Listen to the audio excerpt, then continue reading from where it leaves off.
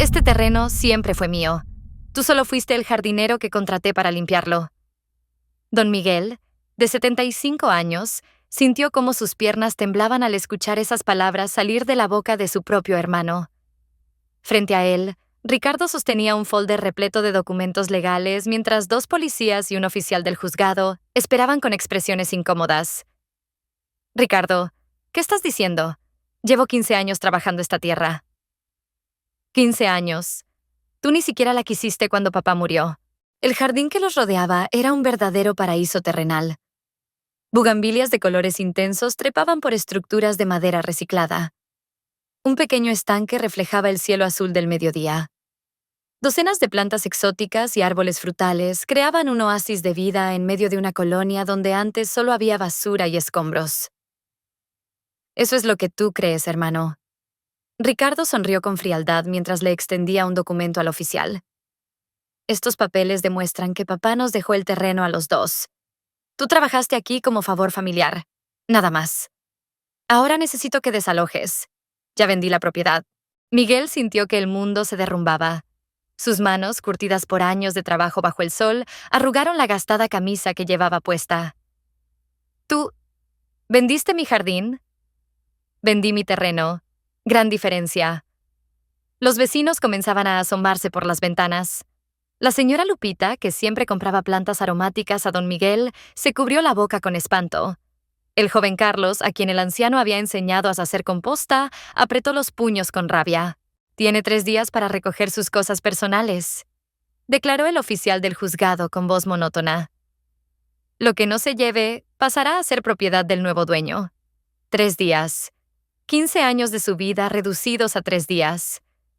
Pero lo que nadie sabía en ese momento era que el verdadero drama apenas comenzaba. 15 años atrás, ese mismo terreno era la vergüenza de la colonia Jardines del Sur. Cuando el padre de Miguel y Ricardo falleció, dejó solo 2 cosas. Una pequeña casa donde vivía Ricardo con su familia, y ese terreno baldío de 1000 metros cuadrados completamente abandonado. El lugar era un auténtico basurero clandestino. Colchones viejos, llantas quemadas, bolsas de plástico y escombros de construcción se apilaban formando montañas de desperdicio. «Yo me quedo con la casa», había declarado Ricardo inmediatamente después del funeral. «Tú puedes quedarte con ese chiquero si quieres. Total, ni vale la pena venderlo. Nadie daría un peso por eso». Miguel, recién jubilado de su trabajo como jardinero en un club deportivo, había aceptado sin dudar. Necesitaba un propósito ahora que sus días laborales habían terminado. Su esposa había fallecido 2 años antes. Sus hijos vivían en Estados Unidos y la soledad lo estaba consumiendo. «Al menos me mantendré ocupado», pensó mientras observaba las montañas de basura. Los vecinos se burlaban abiertamente. «Don Miguel va a limpiar el basurero. Le doy 2 semanas antes de que se rinda». «Ese viejo está loco. Ese terreno está maldito. La tierra ni siquiera sirve, está llena de químicos». Pero Miguel tenía algo que nadie más poseía: conocimiento. 40 años trabajando con plantas le habían enseñado secretos que ningún libro podía explicar. Sabía exactamente qué plantas podían purificar suelos contaminados. Conocía técnicas ancestrales de composta que su abuelo le había enseñado en Oaxaca. Comenzó poco a poco. Primero, contrató un camión para llevarse la basura más grande. Luego, separó los escombros y comenzó a triturar lo orgánico. Creó enormes pilas de composta, mezclando los desperdicios vegetales con tierra y estiércol que conseguía gratis en un rancho cercano. 6 meses después, plantó las primeras semillas. 1 año más tarde, los primeros árboles frutales comenzaron a crecer. 3 años después, el terreno ya no parecía el mismo lugar. Ricardo pasaba ocasionalmente en su camioneta. Echaba un vistazo rápido y seguía de largo sin siquiera saludar. No le importaba lo que su hermano hiciera con ese pedazo de tierra inútil. Tenía cosas más importantes de qué preocuparse: su negocio de refacciones automotrices y sus gastos cada vez más elevados. Pero el destino tiene formas curiosas de cambiar las cosas. Para el 10º año, el jardín de don Miguel era una leyenda en la colonia. Lo que antes era un basurero ahora parecía sacado de una revista de paisajismo. Jardines verticales cubrían los muros perimetrales con suculentas de todos los colores. Un sistema de riego por goteo hecho con botellas recicladas mantenía todo verde incluso en temporada de sequía. Había un pequeño vivero donde Miguel vendía plantas a precios accesibles para ayudarse con los gastos. Pero lo más especial era la variedad. Orquídeas colgaban de los árboles. Un huerto orgánico producía jitomates, chiles y hierbas aromáticas. Había incluso un pequeño jardín de mariposas que atraía monarcas durante su migración. La gente comenzó a visitarlo solo para caminar entre los senderos que Miguel había creado con piedras pintadas por niños del vecindario. Parejas jóvenes pedían permiso para tomarse fotos de compromiso. Una maestra de primaria llevaba a sus alumnos para enseñarles sobre ecosistemas. Don Miguel, esto es arte, le decía a la señora Lupita cada semana cuando compraba albahaca y romero. Debería cobrar entrada. No, señora, esto no es para ganar dinero. Es para compartir belleza con la comunidad. Entonces llegó el momento que cambiaría todo. Una influencer local especializada en turismo ecológico visitó el jardín por casualidad. Quedó tan impresionada que hizo un video que se volvió viral. El oasis secreto escondido en la ciudad. Lo tituló. En una semana, el video alcanzó 200,000 reproducciones. Los comentarios explotaron. ¿Cómo es posible que este paraíso esté en nuestra ciudad y no lo sabíamos? Necesito visitar este lugar. Es increíble. Ese señor es un genio del paisajismo. Deberían contratarlo. Pero no todos los comentarios eran inocentes. Algunos empresarios vieron oportunidad de negocio. Este terreno valdría una fortuna. Imaginen un salón de eventos aquí. Con una pequeña inversión, esto podría ser un restaurante boutique increíble. Y alguien más vio esos comentarios. Alguien que había despreciado ese terreno durante 15 años. Alguien que ahora veía dólares donde antes solo vio basura. Ricardo comenzó a hacer cálculos. Ricardo casi escupe el café cuando vio el video en Facebook. ¿Ese era el terreno que le había regalado a su hermano? ¿El basurero que nadie quería? No podía ser. El video mostraba un lugar digno de revista, con miles de personas comentando sobre su belleza. Inmediatamente comenzó a investigar. Llamó a un amigo agente de bienes raíces. Oye, tengo un terreno de 1,000 metros en Jardines del Sur, completamente ajardinado, con instalaciones y todo. ¿Cuánto podría valer? La respuesta lo dejó sin aliento. ¿1,000 metros jardinados en esa zona? Fácilmente 2 millones de pesos. Si tiene las instalaciones bien hechas, tal vez hasta 2,5 millones. Esa zona está creciendo muchísimo. Ricardo colgó el teléfono con las manos temblorosas. 2 millones de pesos. Había regalado una fortuna a su hermano sin saberlo. La envidia lo consumió como fuego. Mientras su hermano se había vuelto una celebridad local, él batallaba para pagar las colegiaturas de sus hijos y los plazos de su camioneta. Su negocio de refacciones apenas dejaba ganancias. Necesitaba ese dinero. Lo merecía. Pero había un problema. El terreno estaba a nombre de Miguel. Bueno, técnicamente. Ricardo comenzó a buscar entre los documentos viejos de su padre. Había una copia del testamento, pero era muy vago. Decía, mis propiedades, en plural, sin especificar exactamente qué le tocaba a cada hijo. La transferencia oficial del terreno nunca se había hecho. Su padre había muerto intestado en cuanto a los detalles específicos. Una idea peligrosa comenzó a formarse en su mente. Visitó a 3 abogados diferentes hasta encontrar uno sin escrúpulos dispuesto a escuchar su plan. El licenciado Torreblanca, conocido en ciertos círculos por manejar casos complicados, le explicó las opciones. Si pudiéramos demostrar que el terreno nunca fue formalmente transferido solo a tu hermano y que existía un acuerdo verbal de copropiedad, podríamos reclamar tu parte. Pero necesitarías testigos, documentos. ¿Y si hubiera documentos que demostraran que mi hermano solo trabajaba el terreno como favor familiar? Preguntó Ricardo con una sonrisa torcida. El abogado entendió perfectamente. Eso cambiaría todo, pero necesitarías evidencia sólida. Ricardo salió de esa oficina con un plan. Un plan terrible. Un plan que destrozaría a su propio hermano. 3 meses después, tenía todo listo. El día que llegaron las autoridades, Miguel estaba podando sus rosales.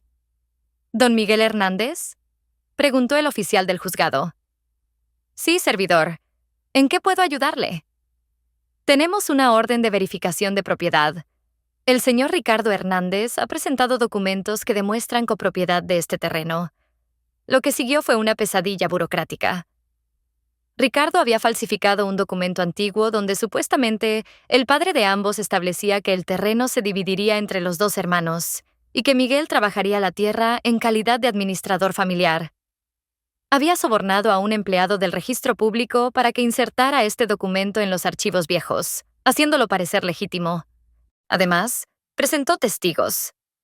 Dos antiguos vecinos a quienes había pagado para que declararan que siempre vieron a Miguel como un simple trabajador del terreno, no como dueño. Mi hermano es jardinero de profesión, explicó Ricardo al juez con actuación digna de premio. Por supuesto que aceptó cuidar el terreno familiar, pero siempre con el entendimiento de que era propiedad de ambos. Yo pagaba los impuestos prediales. Tengo los recibos. Era mentira. Miguel había pagado los impuestos durante 15 años, pero Ricardo había falsificado recibos también, alterando fechas y nombres. El abogado que Miguel contrató con sus ahorros no era rival para el equipo legal de Ricardo. La batalla duró 6 meses. 6 meses de audiencias, de presentar evidencias, de ver cómo su verdad era destruida por mentiras bien documentadas. Al final, el juez dictaminó que el terreno pertenecía a ambos hermanos en partes iguales, pero que dado que Ricardo deseaba vender y Miguel no tenía recursos para comprar su parte, se procedería a la venta. Ricardo ya tenía comprador, una empresa de eventos que había ofrecido 3 millones de pesos por el terreno jardinado. Miguel fue desalojado una semana después. La señora Lupita lloró al verlo empacar sus pocas herramientas. El joven Carlos le ayudó a cargar sus plantas en macetas en una vieja camioneta prestada. Los vecinos observaban en silencio, impotentes. «Esto es injusto, don Miguel. Todos sabemos que este jardín es suyo», decía la gente. «La justicia no siempre llega en esta vida», respondía Miguel con voz quebrada. Pero Dios ve todo. Ricardo recibió su cheque por 1,5 millones de pesos 3 días después. Pagó sus deudas, compró una camioneta nueva y se fue de vacaciones a Cancún con su familia. El jardín quedó bajo llave, esperando que la empresa comenzara la construcción del salón de eventos. Todo parecía perdido. Pero la naturaleza tiene memoria. 2 meses después de la venta, el ingeniero a cargo de la construcción llamó furioso al representante de la empresa. «Necesito que vengas ahora. Esto no tiene sentido». Cuando llegó al terreno, se encontró con una escena desconcertante. Todas las plantas estaban muertas o muriendo. Los árboles que antes rebosaban de vida ahora tenían hojas secas cayendo. El pasto estaba amarillo. Las flores, marchitas. El estanque olía a podredumbre. Trajimos agua, fertilizante premium, todo. Explicaba el ingeniero desesperado. Pero nada funciona. Es como si la tierra hubiera muerto de la noche a la mañana. Contrataron a 3 agrónomos diferentes. Todos llegaron a la misma conclusión desconcertante. El suelo había sido tratado con una técnica de revitalización tan específica y delicada que requería mantenimiento constante. Sin ese mantenimiento exacto, el suelo volvía a su estado original, contaminado e infértil. Las plantas que Miguel había elegido no eran ornamentales comunes. Eran especies específicas que trabajaban en simbiosis para mantener el equilibrio del ecosistema. Sin el conocimiento preciso de qué plantas rotar, cuándo abonar, cómo manejar el sistema de riego artesanal, todo colapsaba. «Es como si este jardín solo pudiera existir con su creador», murmuró uno de los agrónomos. La empresa de eventos intentó todo. Contrataron paisajistas caros. Importaron tierra nueva. Nada funcionaba. En 3 meses, el oasis se había convertido nuevamente en un terreno feo y estéril. Los 3 millones de pesos que habían pagado por un paraíso terrenal ahora valían apenas una fracción. Los clientes cancelaban reservaciones al ver el estado deplorable del lugar. La empresa demandó a Ricardo por fraude. Argumentaban que había vendido un producto bajo falsas pretensiones, que el valor del terreno dependía de un conocimiento que no se había transferido con la venta. Ricardo, ahora sin el dinero que ya había gastado, enfrentaba una demanda millonaria. Pero eso no fue todo. Durante el proceso legal contra Ricardo, la empresa contrató investigadores privados para fortalecer su caso. Lo que descubrieron fue mucho peor. Los documentos falsificados, el soborno al empleado del registro público, los testigos pagados. Todo salió a la luz. El empleado del registro, presionado por autoridades federales, confesó todo. Los testigos de Ricardo admitieron que les había pagado por mentir. Los documentos fueron sometidos a análisis forense que demostró que eran falsificaciones recientes hechas parecer antiguas. Ricardo fue arrestado por fraude, falsificación de documentos oficiales y soborno. La sentencia: 8 años de prisión. Pero la historia aún no terminaba. Cuando Miguel recibió la llamada del abogado de oficio asignado a su caso de restitución, no podía creer lo que escuchaba. Don Miguel, hemos demostrado que usted es el único dueño legítimo del terreno. Además, recibirá una compensación por daños morales y la devolución de todos sus gastos legales. El jardín volvió a sus manos, pero no estaba igual. Las plantas muertas cubrían el suelo. Las estructuras de madera estaban descuidadas. El estanque, seco. Parecía que tendría que empezar de cero nuevamente. La diferencia era que ahora no estaba solo. La noticia de su victoria se esparció por redes sociales. La misma influencer que había hecho el video original creó una campaña de crowdfunding. Ayudemos a Don Miguel a recuperar su paraíso. En 2 semanas, se recaudaron 200,000 pesos. Voluntarios de toda la ciudad llegaron cada fin de semana para ayudar. El joven Carlos, quien ahora estudiaba agronomía gracias a la inspiración de Miguel, lideró un equipo de estudiantes universitarios. La señora Lupita organizó brigadas de limpieza con otras señoras del barrio. En 6 meses, el jardín no solo estaba restaurado, estaba mejor que nunca. Pero Miguel hizo algo diferente esta vez. Convirtió el jardín en un espacio comunitario sin fines de lucro. Creó talleres gratuitos de jardinería urbana para jóvenes en riesgo social. Donó plantas a escuelas de bajos recursos. Abrió el jardín todos los fines de semana para que familias lo visitaran gratuitamente.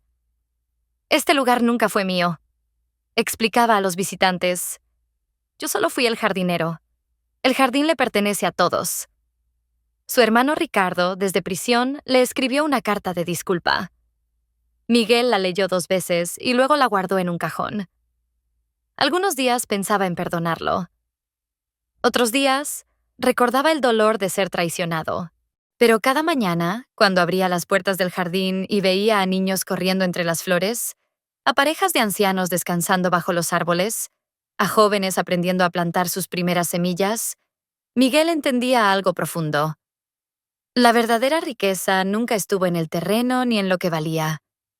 Estaba en las vidas que tocaba, en la belleza que creaba, en el conocimiento que compartía. Un terreno puede ser robado, pero un legado no. Y mientras las manos de Miguel siguieran siendo capaces de trabajar la tierra, su jardín continuaría siendo lo que siempre fue. Un recordatorio de que hasta de la basura más despreciada pueden hacer algo extraordinariamente hermoso. Solo hace falta paciencia, sabiduría y amor verdadero por lo que hacemos.